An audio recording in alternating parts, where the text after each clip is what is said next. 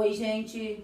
Estou aqui hoje, dia 13 de abril, para trabalhar com vocês um conteúdo muito legal de ciências da natureza, certo? E eu quero que vocês peguem o livro de vocês, por gentileza, tá? Se organizem aí, para que vocês possam acompanhar todas as explicações da aula de hoje. Combinado? Pois muito bem. Os seres, eles precisam de determinadas relações no contexto em que eles vivem. Ou seja, dentro de um ecossistema, essas relações são essenciais para que possam sobreviver. Então, se vocês forem pegar o material de vocês, que eu espero que vocês já tenham na mão, vocês vão acompanhar da seguinte forma. Vocês vão observar que logo no início tem o texto Barriga Cheia, que eu pedi que fosse feito de tema. Acredito eu que deva estar, ok, prontinho, certo? Com as respectivas respostas bem organizadinhas lá no caderno. Não esqueçam que eu mandei para vocês por WhatsApp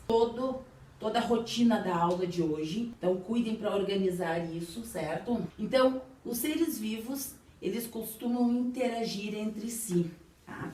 E essas relações, como eu falei anteriormente, elas são essenciais. Vou dar um exemplo.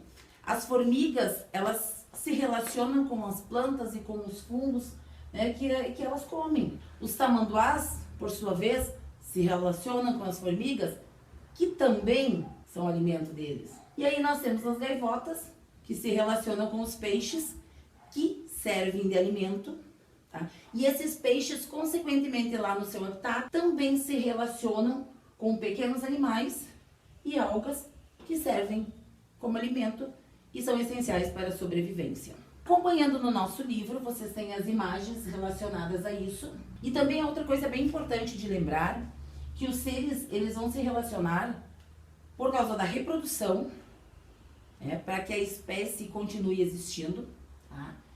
Para cuidar dos filhotes, na disputa de territórios, gente, isso é uma coisa muito interessante, e também para se protegerem, certo? Então, nós vamos agora relembrar os 3 primeiros tipos que nós trabalhamos anteriormente. A primeira é a protocooperação, e aí nós temos como exemplo aí as abelhas e os beija-flores, né, que se alimentam de néctar, ou seja, passam de flor em flor, tá? E ao passar de flor em flor, eles consequentemente, nas suas patinhas e no seu corpo, vão levar esse, pólen da planta, da flor, para outras, propiciando assim a reprodução, tá? Então é bem importante que vocês lembrem disso, tá? Que o transporte do pólen de uma planta para outra chama-se polinização. Isso tem que ficar, aqui na cachola, não esqueçam. Outro processo que nós temos é o comensalismo. Tem sendo o tubarão, rei dos mares. Preso a eles, geralmente, tá? Nós temos um peixinho chamado rêmora. A rêmora, ela se aproveita dos restos da comida do tubarão, tá? O que acontece? Se vocês forem observar lá no livro de vocês, vocês vão ver, que o tubarão tem 7 metros, a rêmora tem 35 centímetros. Então, ela se aproveita dessa relação para poder ter alimento. Agora, já o tubarão, a presença da rêmora, para ele, é indiferente, certo? Nós também temos outro tipo de comensalismo, tá? Que se refere a plantas. É o exemplo das bromélias e das orquídeas, né? Que elas vão viver sobre troncos e galhos de árvores. Elas fazem uso, dessas árvores como suporte para que elas possam conseguir luz, Só que nessa relação aí, a árvore ou as árvores, elas não são nem beneficiadas e não são também prejudicadas com essa relação. Após isso, nós vamos passar por uma outra relação que é muito interessante, que é a sociedade, onde os seres da mesma espécie vivem em grupos, dividindo as tarefas entre si, tá? Nas espécies sociais, os indivíduos vivem sempre em grupos e são incapazes de viver sozinhos. Por que nós, quando bebês, precisamos da nossa mãe, Precisamos de pessoas que sejam responsáveis, porque quando nós nascemos, nós somos dependentes de tudo. Se nós não tivermos alguém para nos alimentar, nós vamos morrer. Então, as relações, elas são essenciais para a sobrevivência. E no mundo animal, elas também têm uma importância muito grande. Se vocês forem observar, né, no livro de vocês tem um formigueiro, gente.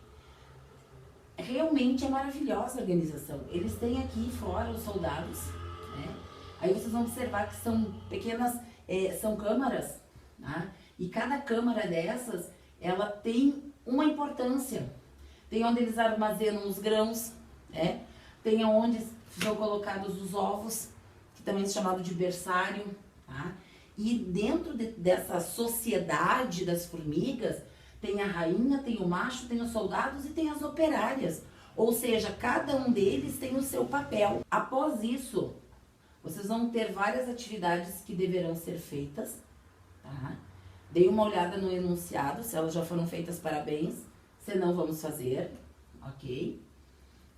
E aí nós vamos passar para outras relações que são bem interessantes também. Por exemplo, a predação. A predação é aquela relação onde um dos seres é beneficiado e o outro obrigatoriamente fica em desvantagem. Vamos pegar um exemplo. O leão, rei da selva, forte, poderoso. Vamos pegar a zebrinha, herbívoro, né? Mais frágil. O que acontece na cadeia alimentar? O mais forte vai se alimentar do mais fraco, né? Então, quem foi beneficiado aí? O leão, como é forte, carnívoro, tá? E o prejudicado, a pobre da zebrinha, certo?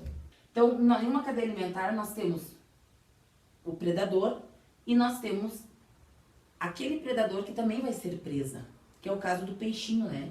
Porque o peixinho, ele é presa da aranha e ele alimenta-se de algas e de pequenos invertebrados. Só que ele é o alimento, tá? Ele serve de alimento depois, ok? Outro processo é a competição, tá? Outra relação que nós temos aqui, onde os seres disputam um determinado recurso, tá? Eles competem principalmente por água, por alimento, tá? Mas também eles podem competir por parceiros, por abrigo, por proteção, por iluminação ou por qualquer outro fator que façam que eles sobrevivam, tá? Que propicie a sobrevivência deles. Uma coisa bem interessante aqui, ó, é nesse processo de competição, lembram lá da zebrinha? A zebrinha serviu de alimento para o leão.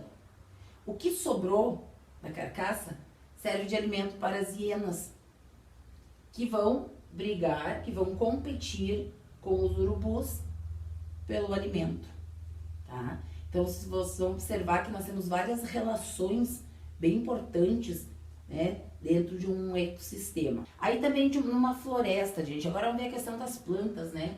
As plantas normalmente elas vão competir por iluminação. As maiores sempre vão levar da vantagem, né? Das menores que muitas vezes acabam morrendo por não conseguirem luz, tá? E agora, para finalizar esse conteúdo, nós temos o parasitismo, né? Onde nós temos um ser chamado parasita que vai viver à custa do outro. E esse outro recebe o nome de hospedeiro, gente. Mas por que hospedeiro? Porque ele vai servir, né, como um meio do parasita conseguir sobreviver, tá?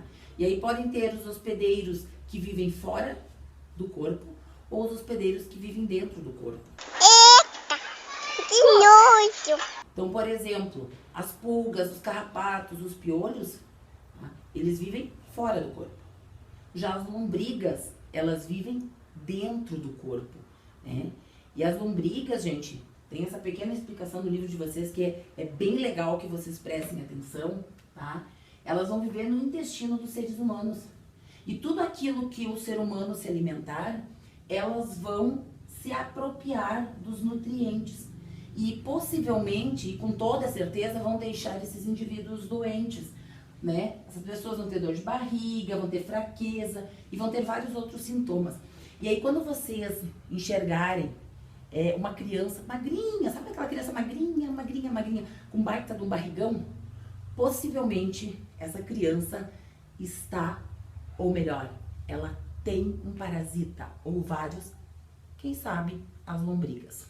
Após isso, gente, vocês têm algumas atividades. Sigam aquilo que eu coloquei no roteiro, tá? No cronograma de atividade de vocês da aula de hoje, certo?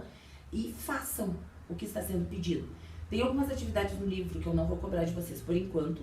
Mais à frente nós conversaremos sobre isso, ok? Então, que bom que nós estivemos juntos agora, tá? Nos encontraremos nas próximas aulas, ok? Um grande abraço, tchau!